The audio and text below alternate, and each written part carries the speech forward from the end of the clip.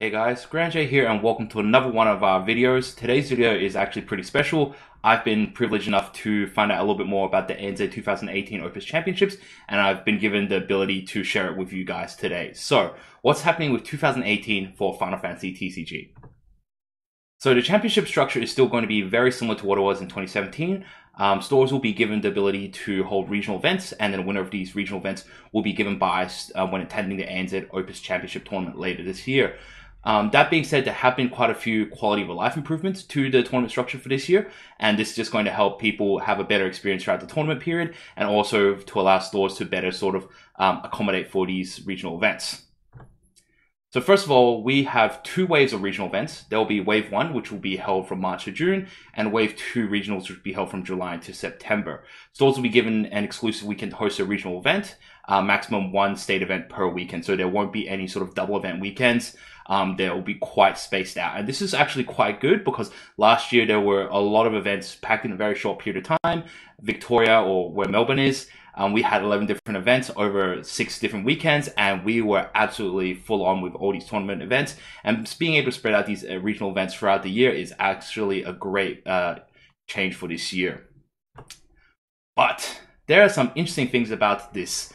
So first of all, it coincides really closely with the Opus V and the Opus 6 release. So Opus 5 released on March 23rd. So this is where we will have the new set as well as 3 new star decks available. And this coincides very closely with Wave 1 regionals, as well as on July 13th, which is when we will be expecting the Opus 6 booster release as well. So effectively what this effectively gives us is that Wave 1 will be primarily an Opus 5 format. So players will be playing with cards from Opus 1 to Opus 5 as their sort of primary sort of format. And then Wave 2, this is where Opus 6 will be released. So players will have a larger pool to work with. So this does make the 2 wave of regionals different unique gameplay experiences, different formats. So people will have different cards to sort of experiment and play around with for these 2 different waves of events. Also just gives players that opportunity to enjoy more competitive events, no matter which sort of period that they sort of enter.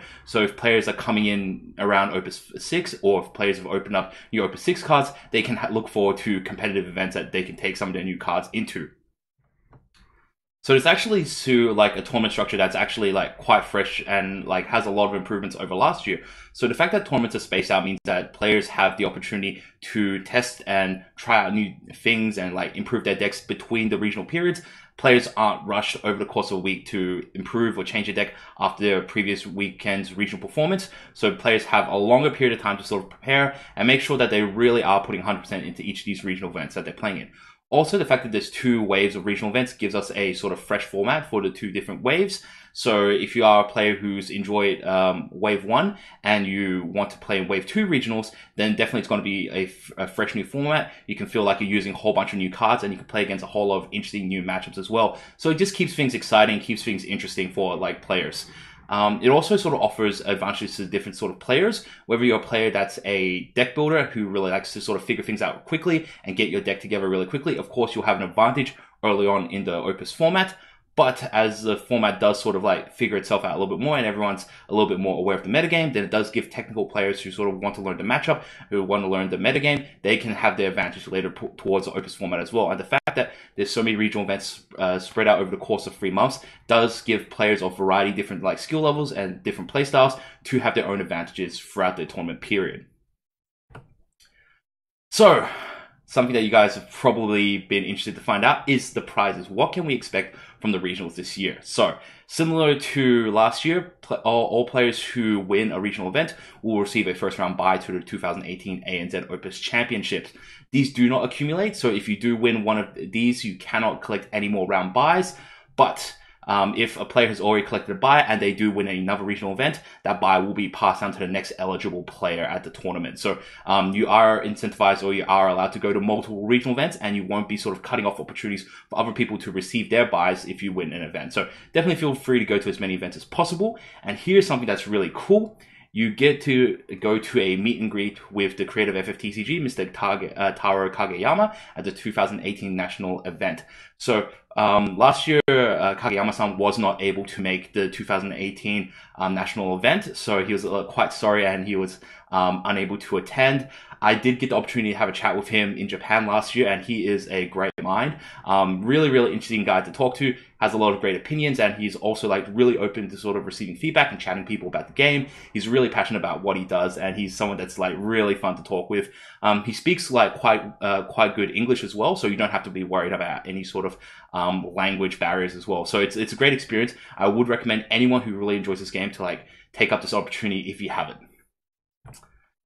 That being said, though, there are also some great prizes for being first. So players who are first will also win a Square Enix kit. So this includes a deck box, storage box, folder, and a playmat. So this is what we're looking like. I don't believe those Riddias are printed onto that playmat. I think they're just cards that are sitting there. But this is really cool. It's like a nice set, and they all have this sort of black and silver motif to them. And so yeah, it's a very unique looking sort of set of accessories. And yeah, last year when we had those figurines that were given out to regional winners, they were a little bit hit and miss depending on whether people wanted these prizes or not. But these accessories are always going to be handy, so winning one of these is always just going to be very useful. Also, on top of this, as a partnership with like the local distributor, BCW accessories will also be given out to first, so players will also receive a mat cover as well as some sleeves as well. So they're always going to be handy, and yeah, just having extra ones on hand is just going to be really good. Not to mention that prizes for first place and second place, they both get a set of Dissidia promos. So especially for you guys in ANZ, these have been a little bit difficult to get. There's been no guarantee of pre-ordering these cards through the Dissidia NT video game. So if you're someone that hasn't been able to get these cards through the pre-orders, or you're someone who doesn't really enjoy sort of that side of the video games, then here's a great opportunity for you guys to pick these up. You don't have to look at the secondary market. And for those of you who want a playset, this does really encourage you to attend as many regionals as possible and like pick up your playset of these fantastic looking promo cards. That being said, all participants will receive a foil lightning promo as well. This was one of those promo cards that were given out towards the earlier life of Final Fantasy. And yeah, so this card was given out like super early last year, and a lot of players who've come through recently may not have had the opportunity to receive these cards because it's not a card that you can get in a normal set. It's a card that you could have only received while you're attending an event. So it's a great opportunity for new players to pick up one of these older promos. Every participant will receive a foil lightning for like attending a regional event. So, while I've got you here, let's also talk a little bit about the Opus V pre-release. So, Opus V pre-releases are on March 17th and 18th. This time, Australia has been able to get the pre-release kits, similar to the rest of the world. In Opus 4, we weren't able to sort of get it together because of logistical issues, but this time, Australia will be on the same page as everyone else. So, an Opus 5 pre-release kit will contain 6 booster packs with the new set. It will contain the new gold stamp lightning promo card, and also receive a unique set of sleeves as well. So these are what the card sleeves are going to look like, and they are uniquely stamped with the Opus V pre-release stamp. So in the bottom right corner, you will notice that they are uniquely identifiable as Opus V pre-release sleeves. So if you're someone that likes to pick up unique pieces and pieces that you sort of can't find anywhere else, even if these cards are, even if these sleeves are released later on as a pack, they're not going to have these Opus V pre-release stamps on them. And so yeah, you're getting a very unique accessory for your cards. On top of this, every kit is going to have a gold stamp lightning. So if you guys attended your Opus 4 pre-release, you would have seen a very similar gold stamp cloud, and these cards have absolutely amazing artwork on them. The gold lettering, the gold numbering, and that stamp look really good. They shine out really, really well. And yeah, it's an iconic card this time as well. So it's yet again a lightning. So yeah, this is a great opportunity for you guys to come in, pick up some cards while they're early, and pick up some unique accessories as well. Not to mention the fact that they took out the dice and they replaced it with sleeves is actually a really, really good transition as well, because Final Fantasy isn't a game where you do need a dice, but sleeves are always going to be handy. And if you're someone that goes to pre-release events and forget to bring extra sleeves, then like you're all prepared, you've got these sleeves in your kit. So you're never going to be in a situation where you open a foil legendary and you want to play it on the night, but you don't want to get damaged. You're going to have your sleeves available and ready to play on the night as well. So that's a great little plan ahead. Helps players who don't sort of like prepare extra sleeves. So you got everything you need to have for your pre-release event. Also, we've got Opus V releasing on March 23rd, so that's approximately 1 week after that. And at the same time, we will have a simultaneous starter deck release. So there are 3 new starter decks that are focused around the Opus V cards, and they will be relaunching at the same time as well. We're still waiting some details in regards to launch events, but I have heard that there will be launch events to support the launch of these new products.